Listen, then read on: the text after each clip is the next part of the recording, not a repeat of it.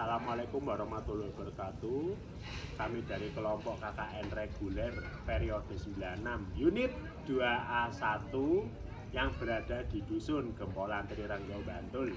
Di sini kami akan menjelaskan tentang metode pengolahan sampah organik. Metode pengolahan sampah organik terdapat 3 macam. Yang pertama yaitu menggunakan ember tumpuk, yang kedua pembuatan pupuk kompos, dan yang ketiga menggunakan losida. Selamat menyaksikan. Teknik ember tumpuk dan alat TSF. Yang pertama, cocok digunakan untuk pengolahan sampah skala rumah tangga. Yang kedua, menggunakan ember set atau bisa juga pengembang makanan ukuran 20 kg. Dan yang terakhir, menggunakan tong biru seperti salah satunya tong yang berisi air. Cara pemakaiannya yaitu yang pertama, masukkan buah-buah yang busuk atau buah-buah yang hampir membusuk ke dalam ember tumpuk ini. Lalu lubangi terdiri dari 4 lubang. Kenapa? Supaya lalat dapat berhinggap di lubang-lubang tersebut. Baru bisa dimasukkan sampah-sampah organik seperti sisa-sisa makanan setelah munculnya maggot. Hasil yang diperoleh, yang pertama, pupuk cair dapat digunakan sebagai pupuk tanaman.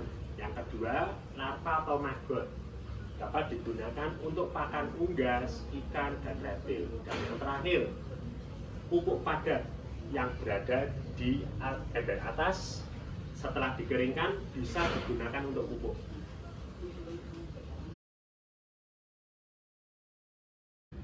Selanjutnya yaitu metode pengolahan sampah organik menjadi pupuk organik dengan menggunakan losida.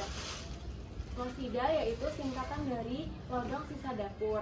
Nah, untuk pengaplikasian losida ini kita memerlukan pipa yang panjangnya sekitar 120 cm. Kemudian kita menggunakan sampah organik seperti sisa buah, sisa sayuran, daun-daunan, dan yang lainnya. Nah, kemudian cara menggunakan losida ini yaitu dengan cara melubangi sekitar 20-30 cm di bagian ujung pipa. Kemudian ketika menggunakannya kita gali lubang di tanah, yaitu jaraknya sama seperti jarak lubang. Ketika kita menggunakan 20 cm maka kita menggali tanahnya juga 20 cm.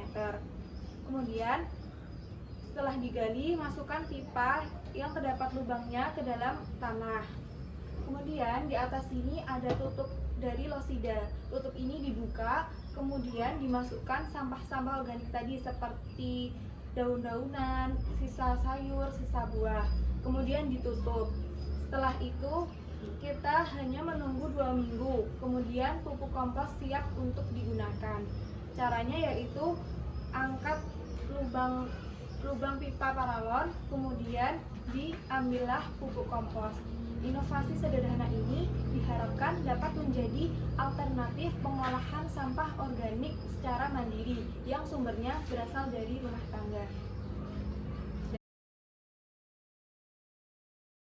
Selanjutnya kita akan membuat pupuk kompos dari sampah organik.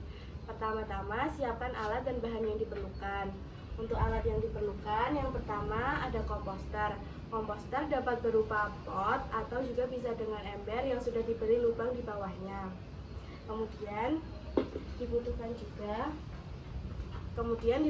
juga tutup untuk menutup komposter. Bisa berupa nampan plastik seperti ini. Kemudian untuk bahan-bahan yang diperlukan terdapat 2 bahan, yaitu sampah coklat dan juga sampah hijau. Sampah coklat merupakan sampah organik kering yang tidak berbau. Dapat berupa sampah daun kering, sampah kertas, jerami, atau tanah. Kemudian untuk sampah hijau merupakan sampah yang mudah membusuk, yang berfungsi sebagai makanan mikroorganisme yang berperan penting dalam pembuatan pupuk kompos. Kemudian sampah hijau ini dapat berupa sampah sayur, buah, kulit telur, atau sampah dapur lainnya. Untuk langkah pembuatan pupuk kompos, yang pertama, memasukkan sampah coklat ke dalam komposter. Di sini saya menggunakan tanah dan daun kering sebagai sampah coklatnya.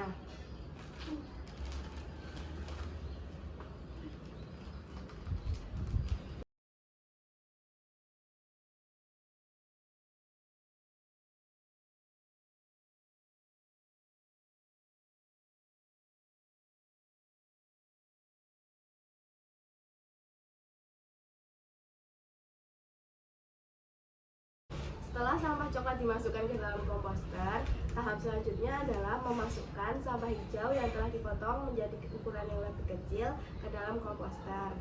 Sampah hijau perlu dipotong menjadi ukuran yang lebih kecil dikarenakan semakin kecil ukurannya maka akan semakin cepat ia terurai. Pastikan lapisan paling bawah dan lapisan paling atas komposter merupakan sampah coklat dengan menggunakan metode layering, di mana lapisan komposter adalah sampah coklat, sampah hijau, sampah coklat, sampah hijau, dan sampah coklat sebagai lapisan yang paling atas. Sampah coklat harus lebih banyak daripada sampah hijau dengan perbandingan kurang lebih 2:1. Hal ini dikarenakan untuk mencegah timbulnya bau yang kurang sedap yang dapat mengundang perhatian serangga yang tidak diinginkan.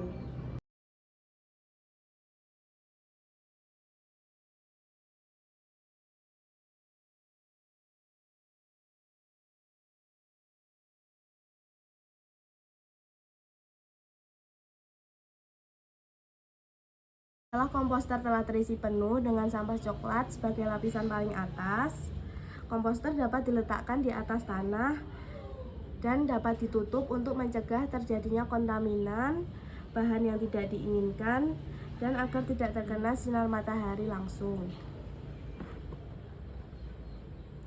Setelah komposter ditutup, dapat ditunggu sampai beberapa minggu atau bulan sampai seluruh bahan di dalamnya sudah terurai dengan sempurna. Barulah setelah itu pupuk kompos dapat digunakan. Oke, begitulah penjelasan dari kami tentang metode pengolahan sampah organik. Sekian, wassalamualaikum warahmatullahi wabarakatuh.